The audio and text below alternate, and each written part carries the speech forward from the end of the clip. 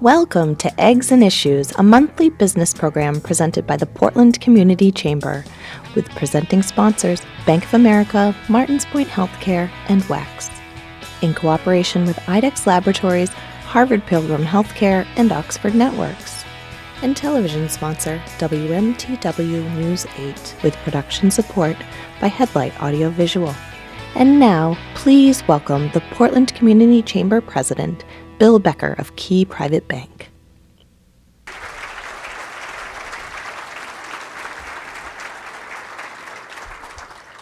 Good morning and welcome to Eggs and Issues.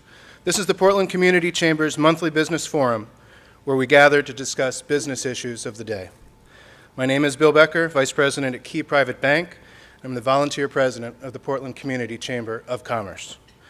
Our special friend today is our good friend, John Leonard, President and CEO of MEMIC. John will discuss how MEMIC has helped to solve one of Maine's biggest public policy problems, while blossoming into an insurance powerhouse with nearly $1 billion in assets and offices up and down the East Coast. John, you know how to fill a room. Thanks for seeing all the good MEMIC friends here tonight.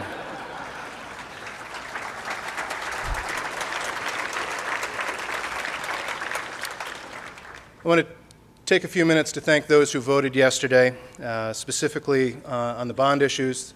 Portland Regional Chamber supported all 5 of the bond issues, especially number 3, as it will help Portland immensely with the dredging and infrastructure development for the IMSCIP cargo initiative. So we're pleased to see that come through. In South Portland, we're opposed to the ordinance, and so the Portland Chamber and the South Portland Cape Elizabeth Chamber, we're pleased to see the outcome of that. We think there's wiser ways to address that issue. In Portland, I want to congratulate the re-election of Councilor Duson and Susselvik and welcome the election of Councilor Hink. And as to the other issue that Portland voters decided yesterday, we have no comment.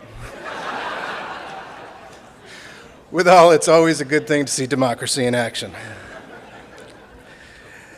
Next, I'd like to offer a few words about our sponsors. Our program is made possible through the generous support of our sponsors, all of them leaders in the greater Portland business community. Please hold your applause until I have mentioned all of them. Presenting sponsors, Bank of America, Martins Point Healthcare, and WEX. Cooperating sponsors, Harvard Pilgrim Healthcare, IDEX, and Oxford Networks. Reception sponsors, Clark Insurance and Key Bank. Overall production support of Eggs and Issues is provided by Headlight Audio Visual, and our program is broadcast by our friends at Time Warner Cable on demand on channels 1, 950, and 1040. Our print sponsor is The Forecaster. Our e-media partner is Maine Biz. Our radio sponsor is WGAN, who interview our speakers and broadcast live right here every month. Our broadcast partner is WMTW TV. We also thank our special community partners, Anthem Blue Cross and Blue Shield, Northeast Delta Dental, and the Portland Press Herald, Maine Sunday Telegram, pressherald.com. Please join me in thanking all of our sponsors for their generous support of Eggs and Issues.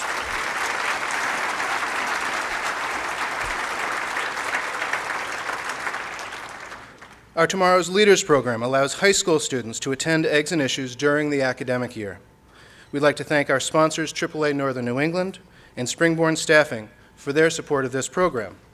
And this morning, we'd like to welcome many students to our event.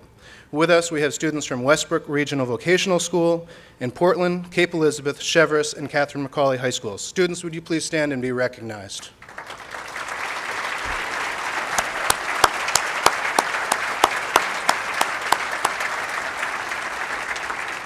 Thank you. We also want to thank Springborn Staffing and AAA Northern New England for their support of our program, Tomorrow's Entrepreneurs.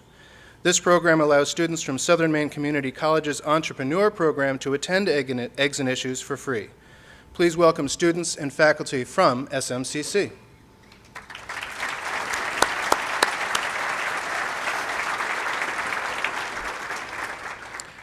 Baker Newman Noyes sponsors our Community Corner program, which allows area nonprofits to promote their organization at Eggs and Issues. Our Community Corner partner today is Gary's House, which is a part of Mercy. Gary's House provides safe, comfortable, and affordable lodging for the family members of hospitalized patients of any age. It is named in honor of Gary Pike, an 18-year-old from Kennebunk diagnosed with cancer in 1989, who witnessed his family's stress, financial burden, and hotel expenses to be with him. He did not believe that families should suffer this way. While Gary lost his battle with cancer, his dream for families became Gary's House. Located in a federal-style home in Portland's historic West End, Gary's House is a program of Mercy Health System, a member of EMHS, but welcomes families from any area hospital. Providing many of the comforts of home, Gary's House has 9 spacious and tastefully decorated bedrooms in which to relax, watch television, and sleep, a fully stocked kitchen, laundry facilities, and off-street parking, all free of charge. For those that can't afford it, Gary's House accepts a $15 donation per night. In 2012, Gary's House provided a safe and affordable respite for over 400 families from all 16 counties in Maine and 17 states beyond, and will surely pass that number in 2013. In order to continue providing comfort to the families they serve, Gary's House relies on the generosity of individuals and organizations. Gary's House gratefully welcomes gifts of all sizes and is a great resource for those looking for fulfilling volunteer opportunities. If you're interested in supporting or learning more about Gary's House, please visit their website at garyshouse.org. With us today from Gary's House are Deborah Lavoie, Executive Director, and Melissa Skane, VP of Mission. Deborah and Melissa, thank you for joining us today.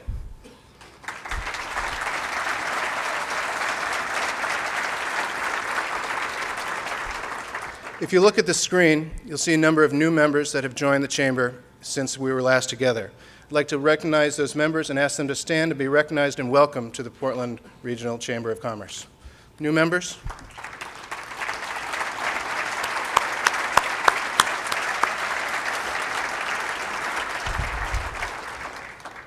We're also proud to welcome members of our Portland's Veterans Network, our comprehensive free program for unemployed and student veterans, focusing on jobs, wellness, educational, and networking opportunities. We'd like to extend a special thank you to Easter Seals of Maine, who has partnered with the Chamber to maintain and promote the Veterans Support Network. Thank you very much. I want to quickly touch on a topic which is near and dear to our hearts, and that's the issue of the Portland Pirates and the Cumberland County Civic Center. The Chamber has long supported the Civic Center since its inception through the bond recently passed to renovate it. We've also supported the Pirates since they arrived in Portland. As we all know, there are some unresolved issues, and they're not playing here in Portland this year, but we'd like to see them back playing in Portland in 2014 and 15.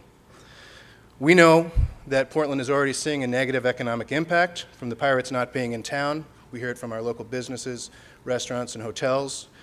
We know that there's a public policy issue dealing with the repayment of the bond that we all just passed.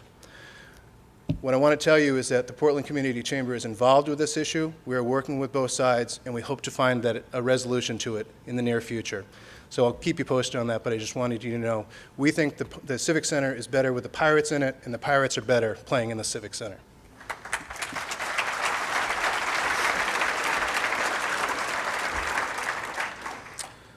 Following John's remarks, we'll have a question and answer session. For this portion of the event, please use the microphone closest to you and pose your question. Please introduce yourself and tell us the name of your company or organization.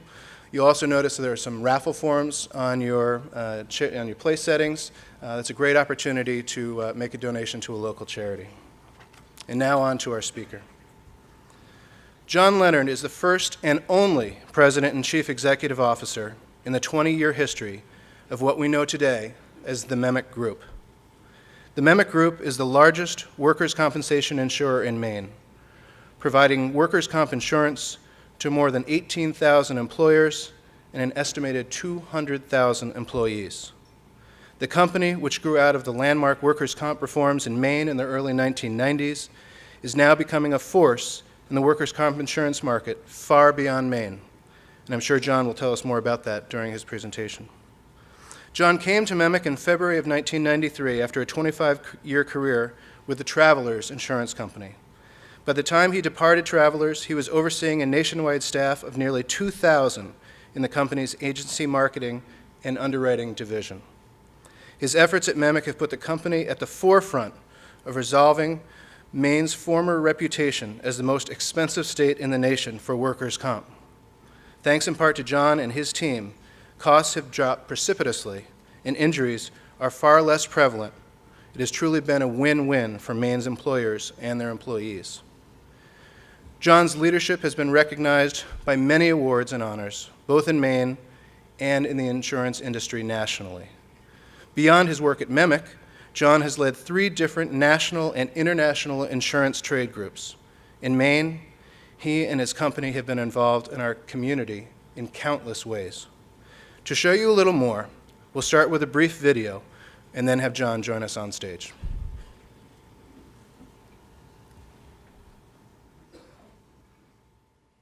For most of my time as governor during the late 1980s and first part of the 1990s, Maine's high workers' comp costs were a serious problem. We were losing jobs, we were losing businesses. I mean, I was campaigning around the state and it was the #1 thing I heard.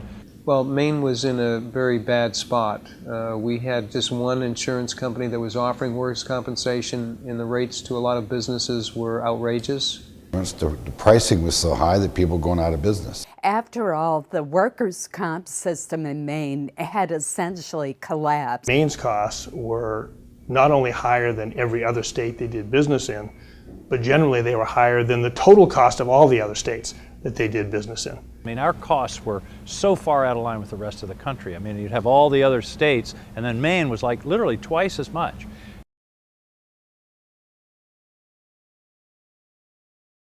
And really the turning point was the government shutdown in 1991.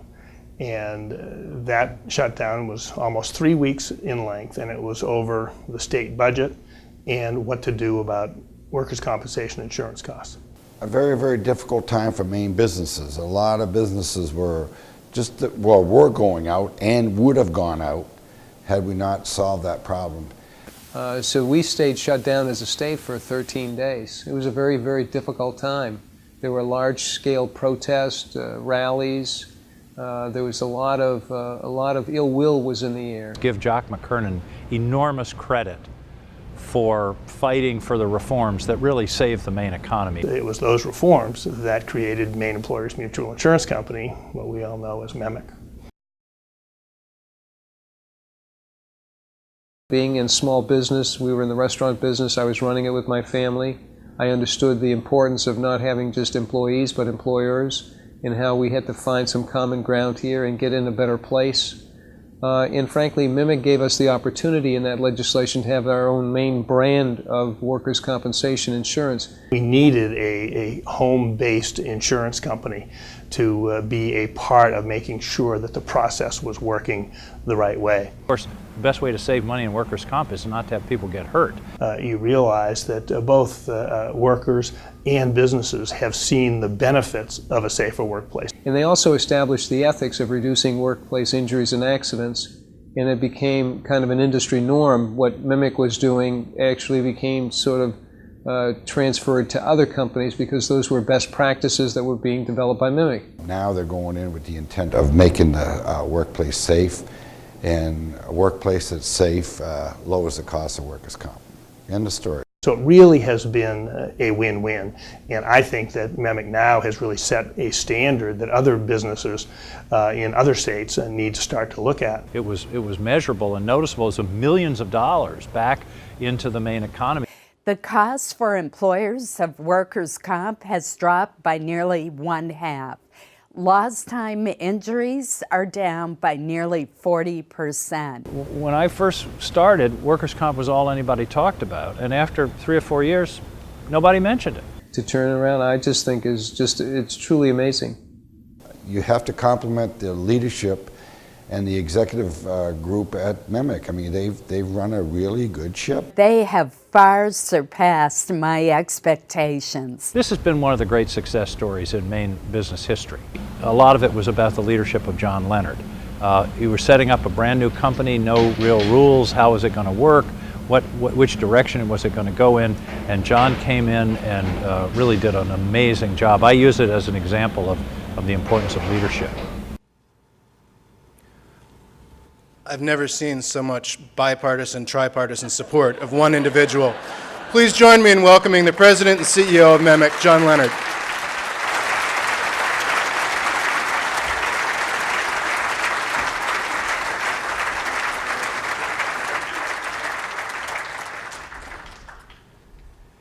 Yeah, that bipartisan support, maybe we could sell that as well, huh? Jeez. Well, thank you, Bill. That was a very generous introduction, and I deeply appreciate it.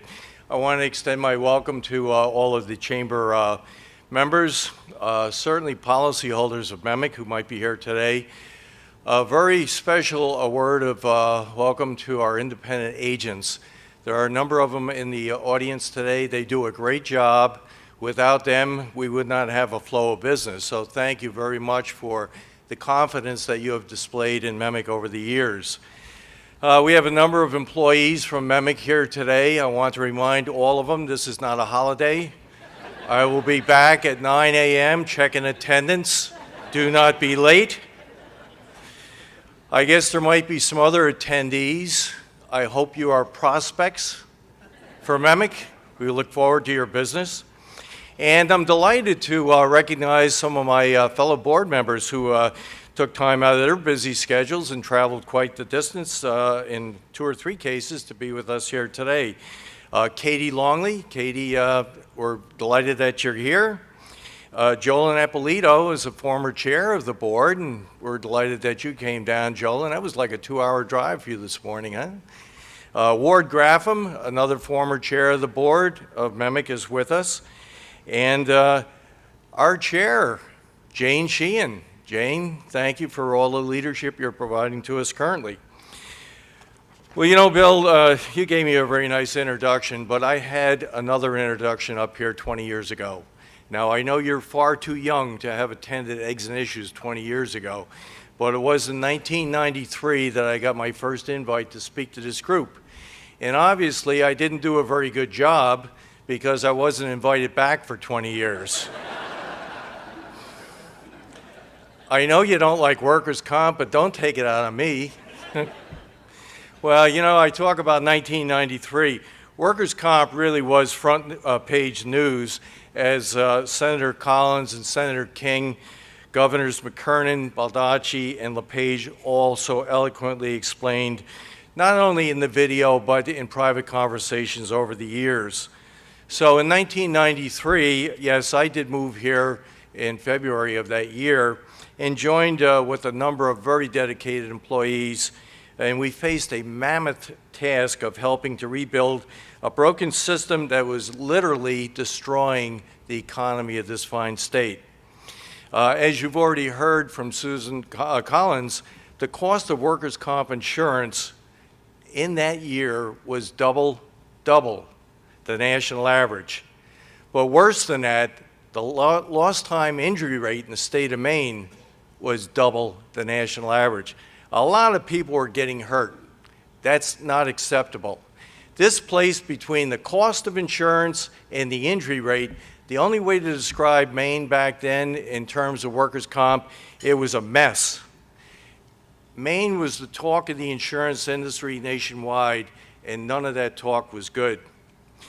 Well, as the turning point was displayed earlier, a lot has changed over the past 20 years, and all of it for the better. Some of the credit belongs to this fine group of board of directors and the hardworking employees of the company that are here with us today. However, a lot of the credit also belongs to the elected officials who voted for the 1992 reform, and to those who continue to support the reform despite the legislative challenges that have developed over the past 20 years at different times over different issues. Putting aside the political issues and the hard work and all the leadership within MEMIC, what's really important is to recognize the greatest credit for our success as a community may well belong to the employers and the employees of Maine who have worked very, very hard to create and maintain a safer work environment. I mean, that's where the rubber hits the road.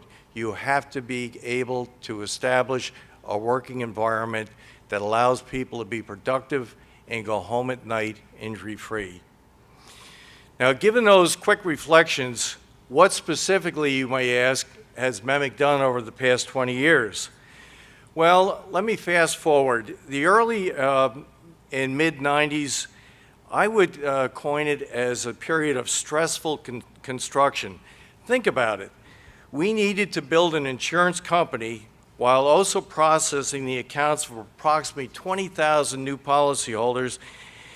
And given the conditions that we were working under back then, a lot of the work was done by hand. By 1998, we had stabilized the company to a point where we could begin returning capital that was contributed by the early policyholders to help finance the startup of our fine company, MEMIC. In 2001, we branched out from Maine and created a subsidiary company in New Hampshire. We call it MEMIC Indemnity. Now, that was originally created to support the expanding needs of Maine policyholders.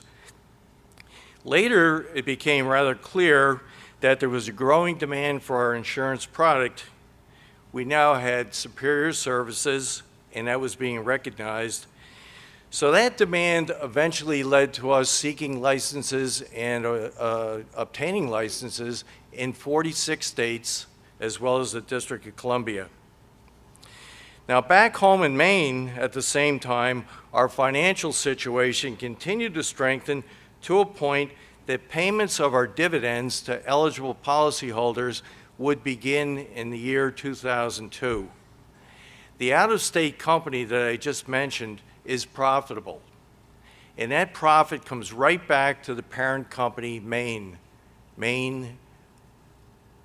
Mutual Insurance Company, we call MEMIC.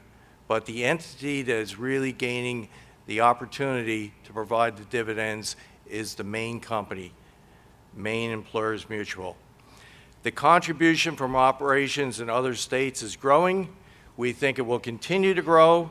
We now have 8 full-service offices from Portland to Tampa and many places in between. The premium from our out-of-state operations has grown more than 30% over the past year. What's really exciting to those of us who have been around as long as the 20-year history of the company, our out-of-state premium in the year 2014 will surpass the amount of premium that we get from our relationships here in the state of Maine. So that out-of-state company is growing. It's growing very well, very profitably, and like I say, will now reach a point where it will surpass what we have already identified as 2/3 of the premium coming out of the commercial market here in the state of Maine. So recapping some of the history that's very important to policyholders in Maine. Since 2002, we have returned more than $117 million in dividends to businesses in this state. And this year's record dividend of $16 million represents approximately a 13% return of premium paid by policyholders in calendar year 2010. So my advice to policyholders, keep your eye on the mail next week. The checks go out starting Monday, November 11th. Our growth continues in other ways. We now have established a second subsidiary company by purchasing a dormant Vermont company, and we did this back in 2011. This is really important to us because this acquisition allows what is now known as the MEMIC Group the flexibility it needs to increase its effectiveness in other states, where we'll introduce various rating plans to match the classes of business in which we have an interest. See, the distinction here, you have multiple pricing tracks in a fine state like Maine, where you can set up different tiers to recognize hazards and so forth. But in other states, each company only gets one pricing track. So therefore, if we can pick up a couple of more companies along the way, it gives us a lot of flexibility to deal with the very attractive businesses, as well as have an opportunity to price accordingly when we run into something that otherwise would be unacceptable to us. Now, Mike Bork and I sat down the other day, and we decided the best way to cover the history of MEMIC in its entirety is to do the David Letterman 10 facts that fast forward MEMIC's activity during the past 20 years. So here we go. The first one now, I hope you're all awake because I'm going to ask you to do a little math with me. Rates are now down about 50% from where they were back in 1993, and then there is the MEMIC dividend. I mentioned the dividend was 13%. Remember now, that's 13% of 50%, which means it's 6.5% of 100%. So if you're doing the math with me, I told you it wasn't going to be easy. It's early, but we'll get there working together. That's what it's all about. We're working together in the state of Maine. You should be paying about 43% on average of the rates you paid in 1993. That is remarkable progress. There aren't too many products out there right now that cost 43% of what they cost back in 1993. This is the one we really like. Look at this one. Lost time injuries also down, way down, about 40%. Virtually all of the startup capital paid by our early policyholders has been returned. $47 million back to the early policyholders of MEMIC. Okay, the checks are in the mail. Policyholder dividend checks, they'll be going out next week, just like they have been for at least the last 10 years. The company itself, how's its financial strength? Well, the top rating agency, AM Best, said we're an A. They characterize us as excellent. That's confidence that we'd like to share with you. The company, which started on a $500,000 loan, Bill Williamson remembers those days, we now have assets that are approaching $1 billion. That's not million, that's billion, $1 billion. And I'm proud to say that much of it is set aside for benefit payments to cover the future needs of workers who did have the unfortunate workplace accident. Now, there's approximately 2,900 property casualty companies in the United States, and our growth has been rapid, as I pointed out. It now means that we'll soon be ranked in the top 5% of all property casualty companies in the United States. Bear in mind, a lot of these companies are more than 100 years old. They have multiple lines of insurance, auto, personal lines of other natures. They have commercial lines of all character. We have basically one or two products, a lot of workers' comp and a little bit of EPLI. Nevertheless, that's where our growth has taken us, close to being in the top 5% of all property casualty companies. Again, perhaps more importantly than size, we're considered to be one of the best workers' comp companies in the business when the service is the measurement, whether it be loss control and safety services, whether it be solid underwriting, or whether it be expert claim services. We hit it on all cylinders. We are a model and a pace setter for other states who have also faced their own insurance problems. I know that I personally was involved in helping situations down in Missouri, Kentucky, and Maryland, and those states had turned to MEMIC for leadership when they were trying to decide how do we fix our problems. Now this one here, you got to listen to these words very, very carefully. This is the one I'm most proud of. I personally set aside some of my own time in life to fly out to Hawaii. I helped him on site. I told him it would take about a year. I used to go for a week a year, sometimes a little longer for a week when it was in the winter. I worked with their legislature, I worked with their regulators, I worked with their governor. They never got it right. I had to keep going back and back and back. I said, my God, I said, will you people ever get it right? Well, eventually they did, and I'm very happy to tell you that they came to me and they said, what should we now call our company? I'll take guesses. Anybody want to guess? MEMIC, you got it. There you go. MEMIC, they're far enough west we won't bump into them. MEMIC. Now, one thing that I think a lot of the employees from MEMIC are very proud of today is the fact that our board members, our management team, many of our employees have contributed to the fabric of this community, whether it be the help that they provided with the university system, Mike Bork and others working with the chambers. We have a young lady that works for us named Lynn White. Lynn runs more blood drives. She is so involved with blood, I sometimes think she's related to Dracula. But in any event, we're very proud to know that she is a 20-year employee of this company as well.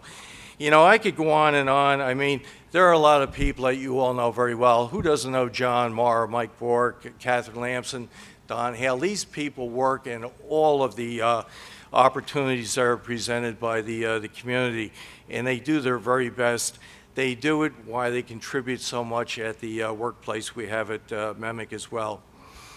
So I wanted to close on a personal reflection. It's kind of an interesting story that came out of a visit that I had. Oh, I guess it was 6 years ago. I went up to visit with Governor Baldacci, and he indicated to me how happy he was to know that workers' comp was no longer the problem that it once was in this state. And he said to me, "So where do we go from here?" He says, "John, what's going on? You got this fine company out of state, it's growing, things are stable here, dividends are going up, rates are going down. What do we do?" And I thought for a moment, and I'm quite serious when I express this to you. I said to him, I said, "Governor, I have a vision. I have a vision for MEMIC. I can't have it for the insurance industry because not everyone is doing quite as well as MEMIC, but I can speak for MEMIC." I said, "I have a vision that the day may come where policyholders who are insured with MEMIC will not have to pay anything for their worker comp insurance." I says, think about it. As we bring the injury rate down, as we bring the cost of insurance down, and as we bring money in from out of state to support our operations in Maine, all of a sudden that dividend continues to go up just like it did this year. You got something coming down, you got something going up. And when those two intersect, that's payday. That is something that I really want to have happen in the state of Maine. That's a vision. Governor Baldacci looked at me, he says, "I like that. I like that a lot." And I said, "Well," I said, "I like it a lot." And I said, "There are an awful lot of people that are working with me, working very hard day in, day out to make this happen." So I'll close my comments before we get into the question and answer session with just these closing thoughts. We have the vision. I can tell you we have the commitment. We have the commitment not only to workers' comp, but we have the commitment to the community.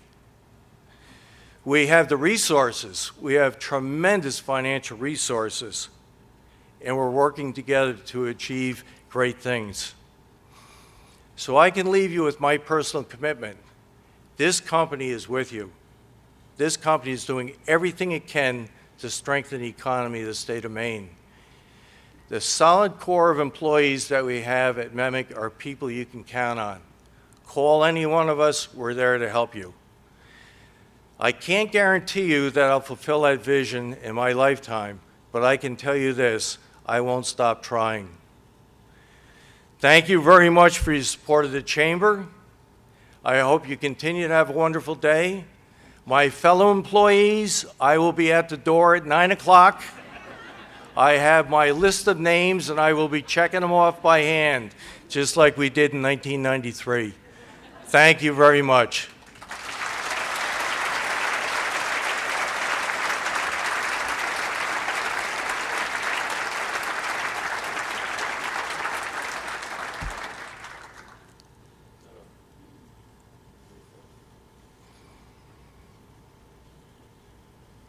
So, do we have a question?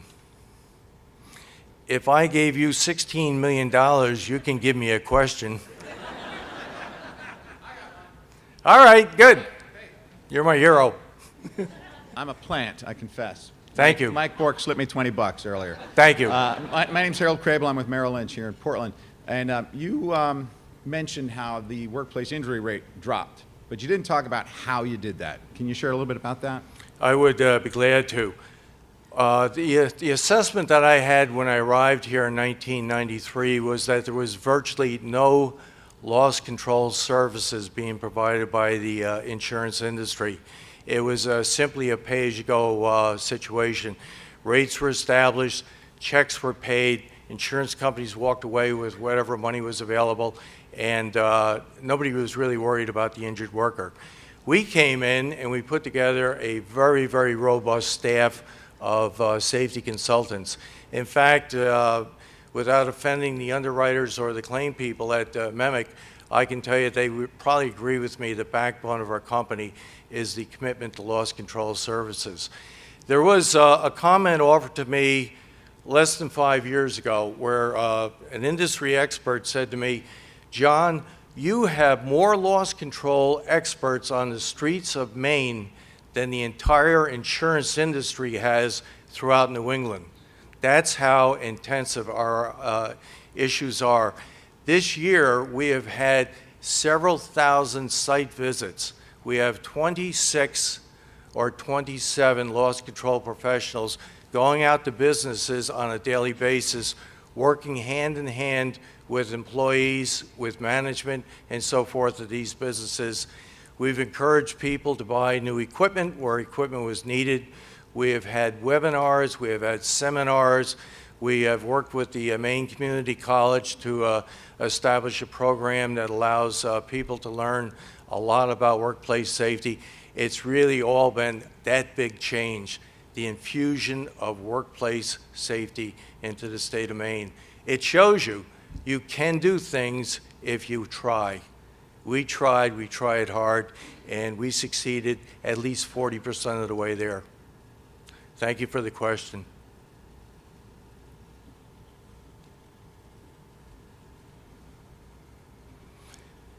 Over here. Hi. I'm Gina Weathersby with the Institute for Family-Owned Business, and as a nonprofit, we are so very grateful for your support every year. At what stage in the evolution of MEMIC did you decide that charitable giving was so important? Once we had the money. Good answer.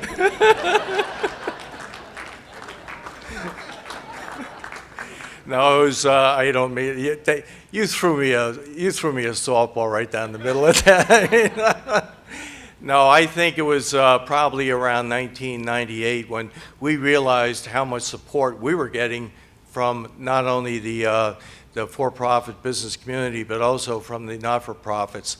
The not-for-profits make up a great share of the MEMIC insurance book, so it was only natural that we reciprocate, and we've been glad to do it. And I know you know a lot of the people that work at MEMIC because they work in the business that you run so well. Thank you. Hi, Drew. Morning. Drew Sigfridson with CBRE, the Bowles Company. Thank you this morning, John, for the background on MEMIC. How, when you talked about reforms that happened in 1993 and the leadership in government to make those reforms happen, what specifically did they do to create MEMIC or help to foster an environment where MEMIC could be created?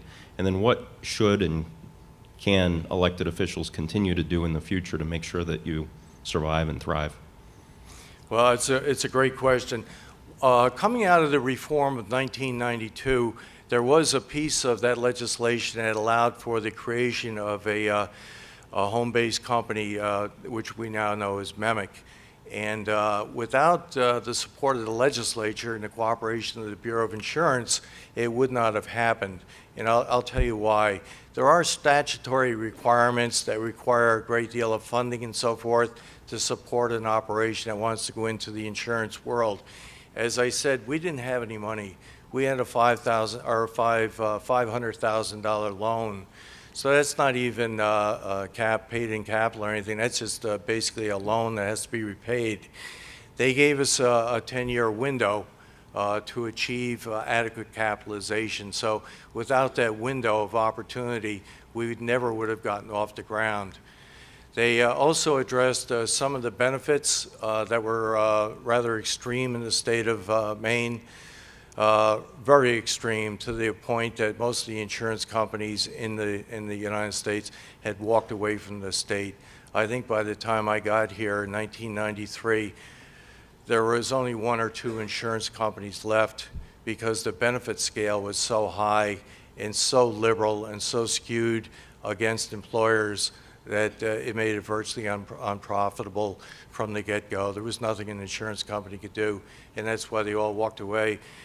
I know firsthand, because I was in Hartford, Connecticut, running the commercial lines field division countrywide, and I received a phone call from the regional vice president in New England, and that would have been 1990, I believe.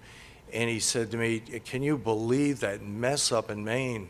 And I said, "No, I don't know that much about the mess in Maine, because I'm worried about 50 different states and many lines of insurance." I said, "But give me an earful." And he did. And I said, "Go up and speak with the powers to be and see if we can have some common sense brought into the equation." And he called me back a month later, and he says, "It's hopeless." He said, "It's hopeless." He said, it's just, there's no process that'll work up there. So with that, Travelers withdrew its authorization under my leadership, nevertheless, for workers' comp in the state.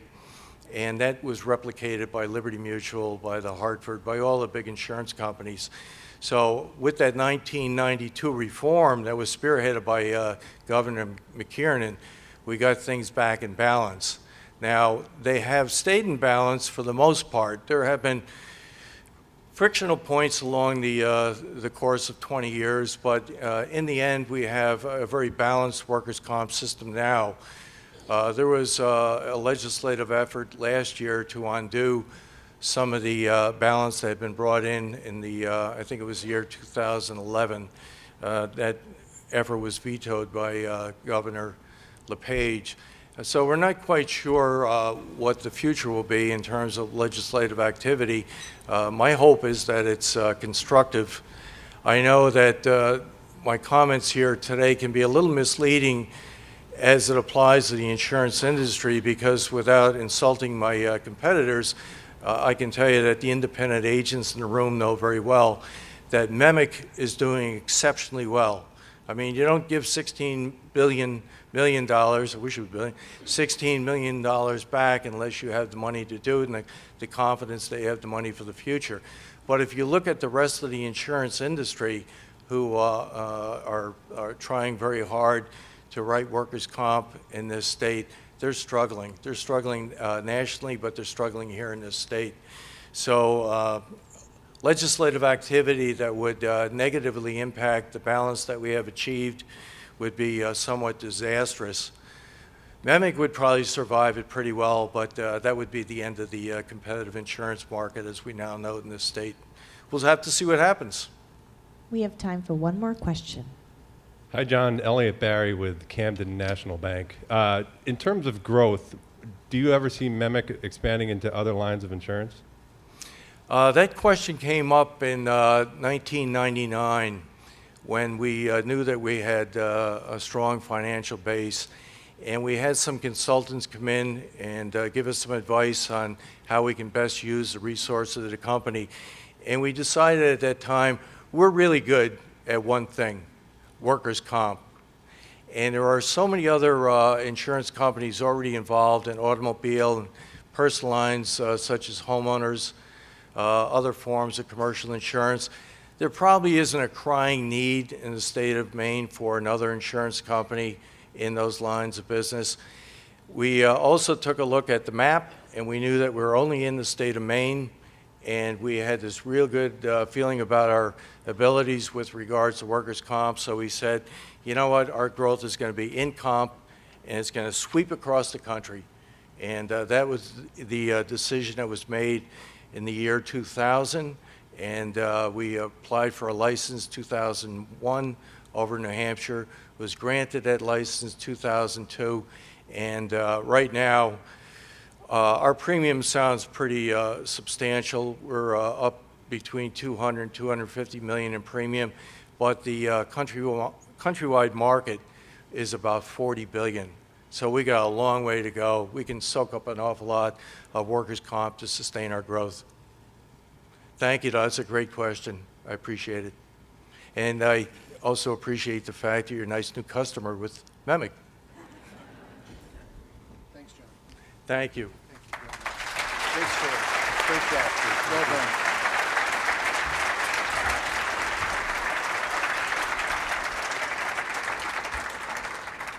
What a great story. Congratulations to you, to your staff, and to your board on a really successful Maine company. It's great to hear, and we really appreciate having you share that with us this morning.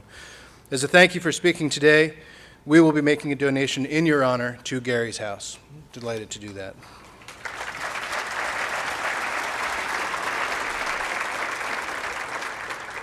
Some final announcements as we wrap up. You can stay up to date on everything related to the Chamber of Commerce by connecting via Facebook, LinkedIn, and Twitter. Stay tuned to the Chamber's YouTube page for videos of this morning's Eggs and Issues, and as always, the photos taken here this morning will be available for viewing on Facebook and Flickr. Thanks so much for coming out this morning. It's a great turnout, a great day. We hope to see you again on December 4th when our speaker will be DHHS Commissioner Mary Mayhew. Be very interesting, I'm sure. Have a great day and a great Thanksgiving.